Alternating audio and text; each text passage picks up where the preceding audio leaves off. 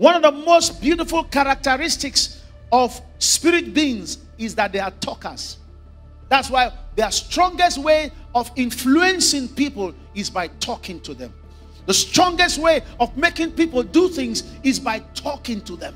That is why God also have made it that we should follow the principle of asking if we want heaven to intervene in our affairs.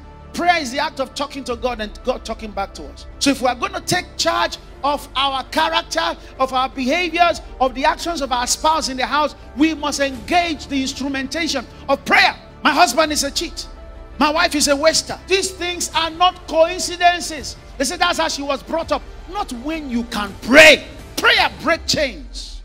All men are cheat is because that's how you want them to be. But if there are people to pray, there is a God to answer. Satan wants you to lose your faith. That's why we should keep talking. He wants you to lose your faith, because when your faith is lost, your confession changes. And when your confession changes, your experience changes. Sometimes you speak to the elements and the demons go away.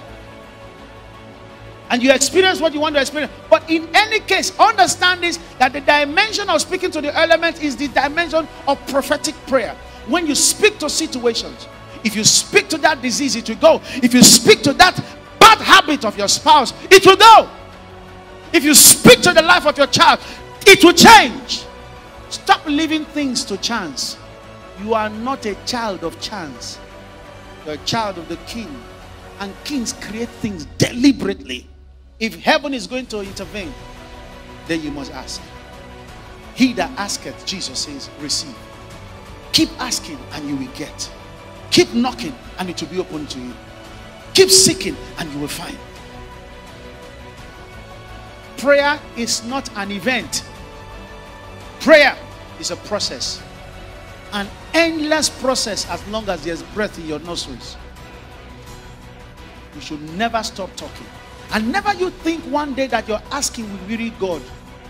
You can never ask God too much that will make him feel you are greedy. Ask of me to the ends of the earth and I will give it to you as an inheritance. Ask of me and I will give you the nations as an inheritance. It's not only for evangelism, it's also for business.